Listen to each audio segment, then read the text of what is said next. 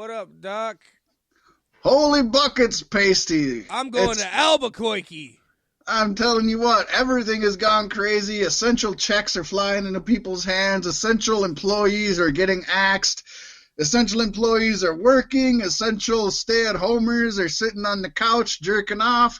It's a fucking wild world out there, and it's literally the exact same as it was 2, 3, 4 weeks ago, isn't it? Yeah, yep, it is. Favorite meme I saw today.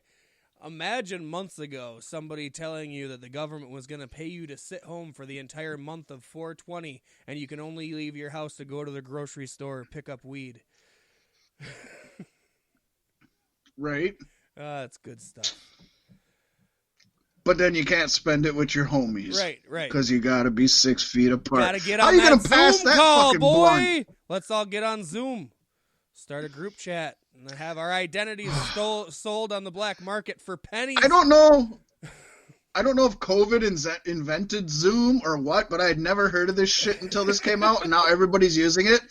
And I'm thinking of this the same way I think of FaceTime. Doesn't all these people have Facebook? Why don't you just use Facebook video? Exactly. Or it Skype, does the same thing. It's a higher quality. Yeah. Yeah. Skype is a good one too, but you and I have done Skype and Facebook video, and I think we can both say Facebook video is higher quality, isn't it? More reliable? Yeah. Yeah, I don't know. Zoom and the schools push it. Like all the school, like the teachers want to meet with the kids or the specialists want to meet with the kids and they want to do Zoom. And all I've been hearing is Zoom is unsafe. It's unstable. Anybody can drop into your call with their cock wangling out. And now this week I found out that people's identities and emails and passwords are being sold on the black market who use Zoom. So I emailed the school. I'm like, hey, remember 3 weeks ago when I said I wasn't sure about this? Well, here's the article that proves that we're not using this anymore. It's funny. Last week I was overheard somebody talking on the phone and they were saying, oh, I was going to say we could Zoom each other doing it, but you don't have Zoom. And I looked right at him and I said, both of you have Facebook. Right. Well, dude, yeah, but we don't want to type it out. I was like, I can make a phone call and turn my camera on and have a phone call with camera. It's like what is this? You sheep. You fucking sheep. Back away from your Zoom out from the Zoom. Yeah. You fucking sheep. And yes, I'm talking to everybody listening. All of you fuckers that use Zoom are fucking sheep. Go jump off of a cliff like a goddamn lemming. Right. And use something real. Oh my gosh. What the fuck was this about? True and tested, and it's been around for years. Not the first big thing that comes out after coronavirus. Or something that just fucking works. How about that? Use TikTok. Gosh. We know TikTok works. TikTok works. We've been trying to get rid of it forever. It used to be called something else, and they did get rid of it, and then it became TikTok. What did it used to be called? Do you remember? What, eggplant? No. I can't remember. God, I don't know. It was the big thing at the time, and then they got rid of it because it was because and they literally just renamed themselves, and everybody loved it again. I loved it. Yeah. This time with copyright infringement. Yeah, of course you got to have that. If we can't get away with it on podcasts, you shouldn't be able to on your app. That's all I'm saying. Hoorah! Oh, it's been fun though. It's been good. It's been great. Been a wild fucking ride. It's been fun. I'm one of the few people apparently that when I look at social media, I'm like, I don't know that the only thing that's changed for me is I can't go in and order food because I rarely came in and sat down. At least fast food, I didn't go in and sit down. I took it to go all the time.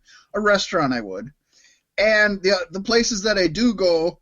Most of them just have a big plexiglass fucking thing in front of them. Which is like if you lived in any like metro area, that's normal anyways. So hood gas stations. It's like that's like nothing's changed. I work 6 days a week. I work over 60 hours still. I go out and walk. I talk to people. I give hugs. I give kisses. I shake hands.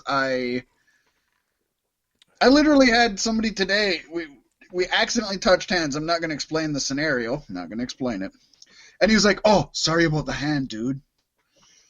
What the fuck? You just touched my hand. He was like extremely homophobic. I know he wasn't. It was a COVID thing. But it's like, What have we come to? That, like, you can't accidentally touch somebody else's pinky and be offended? Get the fuck out of here. What about all those poor Japanese women that let 75 men jerk off into their mouths? They never got COVID. They're in business right now. Well, they never got COVID, not once. Hello. They got my load a couple times, but, I was desperate and needed money, and they paid good for that. There you go. I mean, better than the sperm bank, right? Way better. At least this way, you won't have any kids out there. Exactly. She swallowed it all. I watched her. She swallowed it. Oh, pasty. I think we got a fun show, don't we? We have more news than I ever expected for today. Hey, and we brought back a top 10 to distract you from the chaos around you. Exactly. But to keep a little stability, we still have a This Week in Pro Wrestling History, Pasty. We can't get away with that. I can't wait for 5 years from now when we look back on This Week in Pro Wrestling History. This is definitely going on This Week in Pro Wrestling History. Maybe next year. Too soon. But to take your minds off all of this crap, we're going 23 years back in the Wayback Machine on April 13th. I hope so, because that was a good time. 1997 was one of the heyday years for old Fat Mac. We were just starting to worry about Y2K. And it was also the heyday for ECW, which made its pay-per-view debut with the barely legal pay-per-view from the ECW Arena in Philadelphia, Pennsylvania.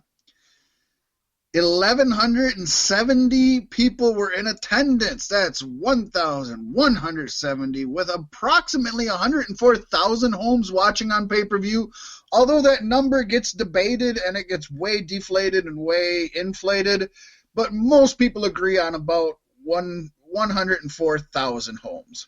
I think it was 104 million. It was a show, though, Pacey, that almost never was. In fact, 6 months earlier, video surfaced of the mass transit incident, which, by the way, first I'll put a little note in. Watch the Dark Side of the Ring on New Jack for more on that. Yeah. 2, I also want to put in that back in my day as a youngin', I was probably 13 at this time, that was one of my most coveted tape trading tapes. And I actually traded that, I remember, I traded that for the finals of the FMW Cactus Jack and Terry Funk match. Way back in the day when tape trading was fun and you dealt with a lot of perverts on a brand new internet. It was really cool. So I always remember that one. I was just a little too young for that era. Right? Oh, that was so fun. I wish... that's besides the point. But anyways, and I do recommend Dark Side of the Ring New Jack episode.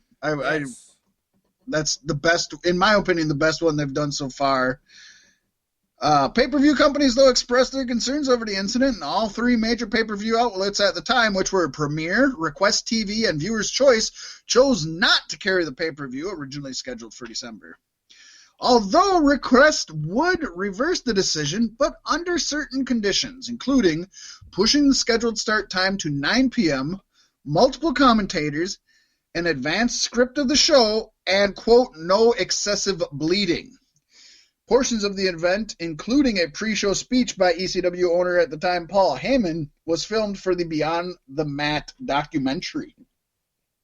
So when you sit and think that 104,000 homes watched it on pay-per-view, and then you think only one pay-per-view company carried them and they put all these strings on it, that's pretty solid for their first pay-per-view. Oh, yeah. If I was a hardcore ECW fan at the time and I had the money and I heard they were going to limit the amount of bleeding on the pay-per-view, I probably wouldn't have got it. But then again, the internet was brand new and we probably weren't communicating the same way we are today. Yeah, we wouldn't have found out until the Observer came out afterwards, probably. Yeah. So I know everybody's thinking, well, what was on that pay-per-view? Well, just fucking go watch it on the network. I ain't here to tell you stories. What the fuck is... All right, I'll tell you. Anyways, so Louis Spicolli, rest in peace, had a dark match, and he defeated Balls Mahoney, rest in peace. I'm not going to rest in peace everyone on here because it'd take up the whole time. But yeah, this is ECW we're talking about. Exactly. On the main roster or the main show, we had the Eliminators. Some of you might know them as Perry Saturn and John Cronus, a very, very underrated tag team that probably, now that I'm looking at this, didn't think about it, should have been on the list. But you know what? We made the list. We're sticking with it. Who was Perry Saturn tag teaming with in WWE? Well, he was part of the Radicals with Chris Benoit, Eddie Guerrero, and Dean Malenko. Okay, yeah. But he was also part of Raven's Flock in WCW, which included Billy Kidman, Sick Boy, Scotty Riggs, Lodi, a lot of them. Some good names. Sick Boy, Lodi. Reese was in there. Reese. That's a fucking name. I mean, it is a name. Anyways, so the Eliminators defeated the Dudley Boys, of course, Bubba Ray and Devon Dudley, and they won the ECW Tag Team Championships from them. Rob Van Dam defeated Lance Storm, who as of right now is really fucking feeling shitty. Yeah. The Great Sasuke and Gran Hamada and Masato Yakasuji defeated the Blue World Order Japan, which was consisting of Taka Michinoku, Terry Boy, and Pasty White's favorite, Dick to Go. That's his favorite Chinese Why isn't takeout. that an app? Isn't it called Tinder, or not Tinder? What's it called? Splinter? God, what's it called? God. You know what it's called. Shane Douglas defeated Pitbull #2 to retain the ECW World Television Championship. Our boy Taz defeated... There it is. Grinder, that's what it is. Yep. It's a TH. It's a TH, Grinder. The TH. You were thinking of the THC in the Grinder. I know where you're at. Yeah, got to make those connections. We've seen that special day. The Wild Man Taz defeat the homicidal, genocidal, suicidal Sabu by submission. Basically, I bet you could never guess what that submission hold was. Sabu's submission. Why would Taz beat him with Sab? Oh, the Taz mission! Yes. You're good. I was looking elsewhere on the page and my mind wandered for a second. We seen the hardcore icon Terry Funk defeat the Sandman and Stevie Richards in a three-way dance to earn the ECW World Heavyweight Championship match. And Terry Funk then went on to defeat Raven after earning that chance in the match earlier to win the actual ECW World Heavyweight Championship. Very good pay-per-view. I remember it fondly. I did order it as a kid. I also actually have a recorded copy on VHS, which I don't know why I keep those things, but I still do. And you can find it on the WWE Network. I strongly recommend it. Pasty, any memories of 97 ECW? Probably not. Okay. I think the first time I heard of ECW or actually got to watch ECW was probably One Night Stand. Oh, but not a bad way to start. No. Great way to start. It made me want to watch more, but I didn't have access to the interwebs and lived in a tiny town in the middle of nowhere, so that wasn't really a possibility. We didn't have the WWE Network back then. We do now, and we still don't use it much. At least I don't. I just watched it yesterday. Nice.